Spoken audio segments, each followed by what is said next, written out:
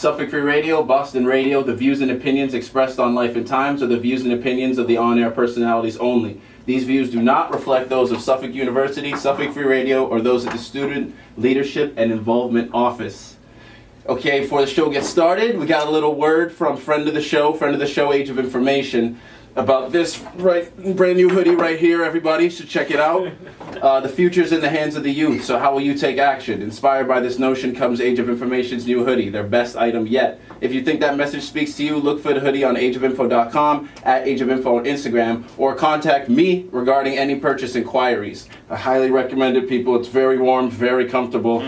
The other day I forgot a shirt after I went to the gym, you know me. But and I just had the hoodie, had no undershirt, just threw it on. Dude, it was like I was wearing the most comfortable cloth, finest material that I've ever worn. Right on my skin. So people, it's good. It's good. Give it a shot. But yeah, that's at Age of Info on Instagram, ageofinfo.com, or hit me up and we can get you one today.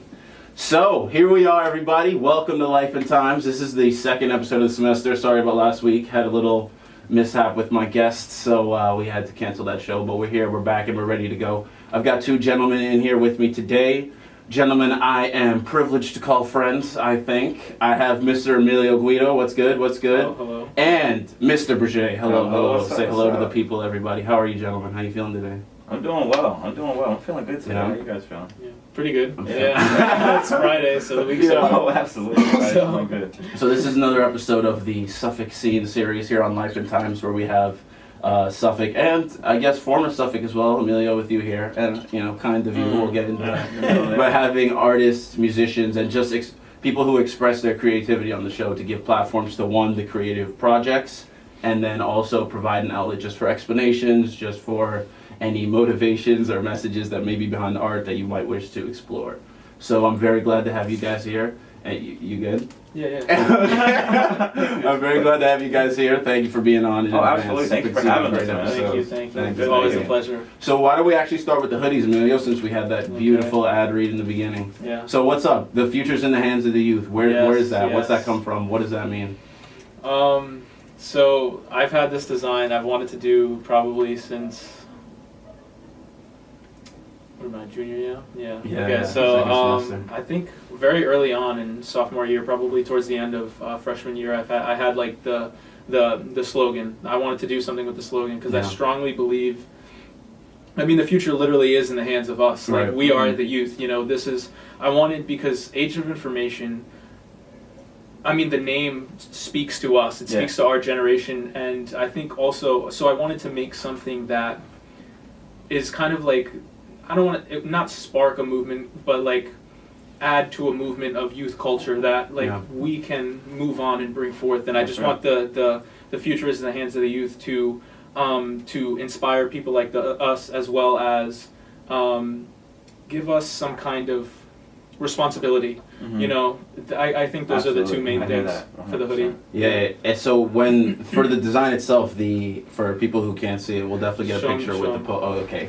Hope this is on camera. Hope y'all can see this, but we'll definitely post a picture with it wherever this goes, of course, and links to all the relevant stuff. But the actual hand design at the bottom, you decided to include along with the words. Did you think that the words just didn't describe it enough, or was there was the birth or maybe even prayer pose of the hands factoring into the design at all? Was there any hidden meaning there, perhaps? Well, America is a very visual-oriented society. I guess. Yeah. So I personally learn visually, and so part of what Age of Information is, like, a lot of inspiration comes from lyrics, and it comes from visualizing or adding a visual representation of lyrics, like the Never Selling Out piece, which I would highly recommend checking out. Right, for those who don't remember, Emilio was on the show last semester, and we talked about a lot of this stuff about Age of Information and a lot of the background, and that stuff has been talked about, on the show and both in postings, so I just wanted to mention that. Yeah. Keep going. But I'm not going to explain the design because it's better to just see it, but like, the words "never selling out" come from, it's basically, I mean, it doesn't even have to be a lyric. It could literally come from anybody or anywhere. But just adding a visual, just adding a graphic to it, I think makes the piece stand out more, as well as it gives something because a saying can be lost in people's mind. But I think if the graphic is meaningful to somebody, that sticks in their mind more than a saying might. Although a saying, of course, can be powerful. Right. Yeah, I hear you though. Yeah. Have you ever done clothing stuff like that? That'd be sick. Something like that. Like back in the day, a few years ago, we had a shirt that we had that's for like a no bullies thing that we were promoting when I was in early high school, and we had a bee that just those people can recognize that's coming from Breje. We had a bee for for the branding, Very and nice. also like we had the no bullies just on the shirt itself. We have a QR code to go to the website that way Cool. you can see a little bit about it. We definitely provided the visual of like a globe because I've always been about this Breje global idea where it's about like tying in everybody and really ties in with that age of information because there's a lot of information in the world spreading it throughout everyone in the world. We come from so many different cultures, like all of us here even we come from different places, and like to tie it in with that global aspect, you want age of information, I go right there. Right there. Bam, bam. It's like we're like coming together and doing it together is what it's really about. So that's what we incorporated when I was young and still doing it to this day. And like age of information is doing the same. Yeah, exactly. Well, I appreciate you giving great insight before I actually introduced you. Thanks. I appreciate that. But this is Breje, everybody, out of Central Mass. Were you born and raised in Central Mass? Yes. Okay, yes. Cool. Born and raised here. I don't know anything about Boston geography, so is there somewhere specifically in Central Mass? Yeah. So it's near, like, no one ever knows where it is. Yeah. But it's near, like, Worcester, I'd say. Yeah. But it's, like, close to Leominster, Fitchburg, if you know that place. But it's from a small town called Lunenburg. And, we're from there. And, like, growing up, I was always in Boston. I was always in Worcester and different places because I had family everywhere. So I was always kind of, like, traveling a little bit, including with music growing up. So, I understand from all kinds of different places. So if you haven't heard of Breje's music or you haven't seen any of his songs before, you describe yourself as R&B, hip hop. Yeah. And what was the other word you said? Trap pop? Well, I think I meant to say trap and pop. Oh, trap and pop. Okay, yeah. But okay, so trap and pop. Does that mean are you rapping? Do you consider yourself like a rapper or more melodic? See, I don't consider myself like a rapper or like a singer, because I'm not extravagant in either of those things. Right. I just love music and what it brings to me. It's like all a feeling to me. Music is all a feeling. So I just sort of like I sing rap sometimes. I'll just do a whole track singing, just if that's how I'm feeling. Exactly. So I let sort of like the listener sort of decide what they're sort of picking up off of it. Right. I don't like to put myself in a box. Makes like most sense, artists and people don't like to Definitely. do it themselves. So Because even you see that when people blend, nowadays, I guess then you're part of like this new wave of blending genres, kind of, in hip hop, mainstream, not mainstream, just in all sections of hip hop, where there's blending of. You've seen it. I mean, you can see it with rock, even Post Malone, a little country-ish I love Post mix. Malone. You like Post Malone? Yeah, I like Post. That's your boy? Yeah. Hell yeah. You've seen, or I've seen hip hop and house, mixed together. So I definitely enjoy your music for that, because Thank you. there's obviously, you got your 808s, you got your drums, you got your nice hip hop trap beats and bass that you want, but it's got a very, I don't want to say light, but it's got a nice, like, bright, I guess you could say, and there's a lot of beach vibe to a lot of the songs that you make, which I think is really cool. Yeah. And I think you spit good bars. I would call you a rapper. Bro. I think you do pretty good on that stuff. I appreciate When it. you're in the booth, like, because do you do your own production as well? Yes. Okay, sick. Do you go for a certain style, like, going in, or do you just hit the booth and let whatever comes to you comes to you? I have a terrible habit of kind of bouncing from song to song, or project to project, and a lot of artists kind of do that. But depending on what I'm feeling that day, I usually have something maybe more R&B-esque, maybe more like rap, sort of like jumpy-esque vibe, or something more singy and beachy. But it really depends on my vibe and what I'm feeling that day. So I never really go in like, I'm gonna do this. It's just like how it comes to me, and sort of that's how my reasons as well. So do you have like simultaneous or multiple projects open that if you're feeling R&B-ish, you work on that project, or do you start a new project? Yeah, I mean it depends. It depends. Ooh, all the fans, Yeah, all the fans, sorry. man. We are a live show. Sorry about that. We'll set up call-ins eventually. We'll get it eventually. Yeah, do that. But I do have like multiple projects open at once. Just to work on, just in case. Like sometimes, like I'll be able to finish a song just in like 30 minutes or an hour, or it could take weeks. I have a song from last year or 2 years ago that I'm still working on. Like it really depends on. There's our song, of course, that the three of us in the vault. It's still in the vault. Man. It's still in the vault. That's a hit. Yeah. Okay. So it's like all these different projects that come along, and also like music changes so much, and my feelings change so much. Like it's about what I'm feeling in that time and moment, and what grasps me the most at the time, to be able to put how I'm feeling best for myself and also for the listener until they really feel.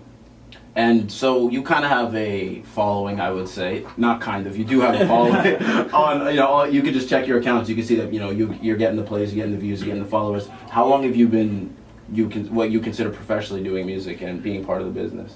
So I've been essentially when I was young. My sisters did music. So I like to dance at first. So when you say did music, does that like professionally or were just interested in it? Yeah, kind of like professionally. They did a lot of shows, like traveling to different states and stuff doing music. Yeah, so I was just kind of like doing it as well. R&B as well? They did more pop stuff. Okay, cool. Like cheap girls type stuff. Right. But were you a backup dancer?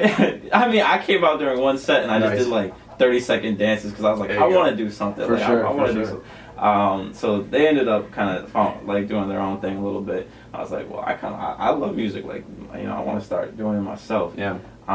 So I started when I was like 11 because I was always inspired by Chris Brown, Michael Jackson, and I liked Ludacris growing up. Yeah. Ludacris. Luda, man. Luda. Nobody remembers. T.I. and Ja Rule, like I grew up on them. It's a good era. Oh yeah. 50. Like so many great artists. Definitely. And then I started like 11, and then I did some talent shows and stuff, and from there we got to be able to do more shows. Started getting booked. My dad helped me a lot. Like I wouldn't be where I am without my parents' support, and I've always been in school doing it because that's something I always thought was important, as well as my parents. And like I'm very glad that I'm able to do all these things while being in school because there's a lot. Like that's most part of the reason I do it is because there's so many kids that when I was traveling doing music and stuff that. They look for this sort of inspiration because they always think that they can't do it. They can't because there's always so many things going against them. And I had a lot of support, and some people don't have that. So that played a huge part in like keeping me motivated to do what I do. Over the years, things cultivated into sort of a little following. I got more exposure, and it turned into something that I really love to do all the time. I always loved to do it, but like.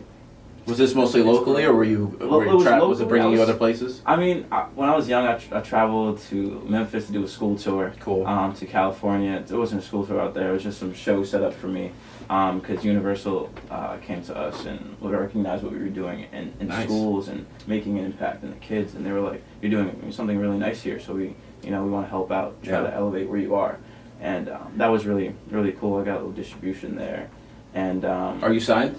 Not signed. So there's a difference between being signed and selling out. Yo. Yeah, no. There's a difference. But I traveled from Memphis to Florida, Atlanta, and California. I traveled before I performed with Neo, Miguel, Waka, Soulja Boy, Fabulous growing up, and these things were like normal to me because I was so young. Right. I didn't really realize sort of what it actually was. Definitely, yeah. Did these guys know about you beforehand, or was it just happened to get booked together? It happened. Like those are the things that the kind of Universal helped out with. Right. I bet. Yeah. So I mean, I guess still like things are. I was so young. I was just doing what doing my thing, just loving music. Yeah. That's fun with it. If you can you explain the difference between what you were saying, the distribution and being signed? Because don't you have a label?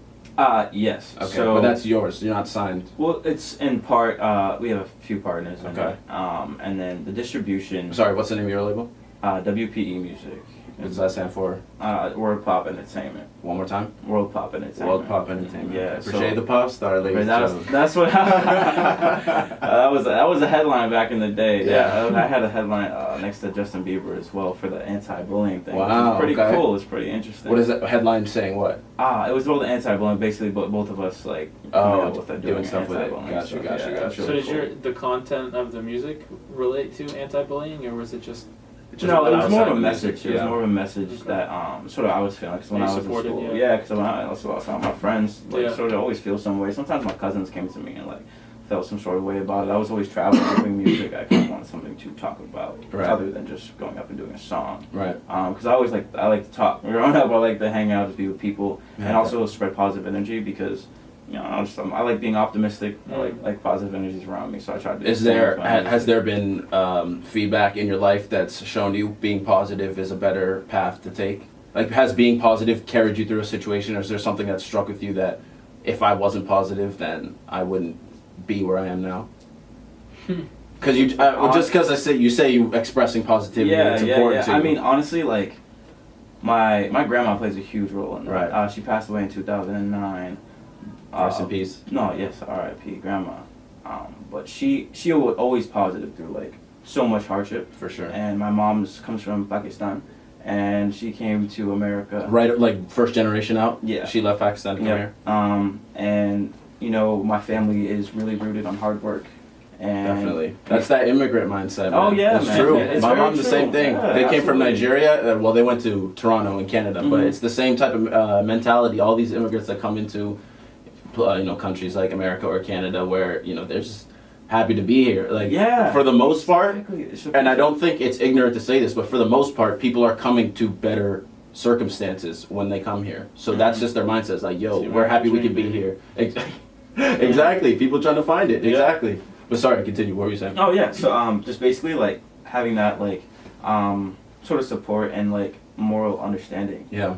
Just always made me positive and appreciative of what I do have. Because also when I was doing music, just seeing kids talk to me about their situations, or I'd go to a show and then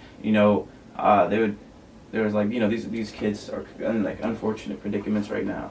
And they really look for artists, and like they look music, and when you guys come in, it really means something to them. That's and I was like, I was just doing music, and I was like, I was like 14, 15. I was like, well, that's beautiful. That's important that you learn that, at that age, right? Yeah, later. It's humbling in the beginning. To show that you have the impact on people, that what you do, which is just something you love, is also something other people love, and it can mean something to somebody. And I think that's the ultimate, point that any artist wants to get to, or any type of creative expression, which is you want to know that people are feeling what you feel, or like that what you feel connects with people, that you just have some role to play. And that's great that you said it was kids younger than you. Like, how much younger? They were like probably like 4 years younger. There you go. There, there you go. But it's great to be a role model. it felt nice. And just spreading the positivity was always something really cool that I really like to do, and like still like to do. And I was tying back to your point. Which point was that? Did I do the music songs?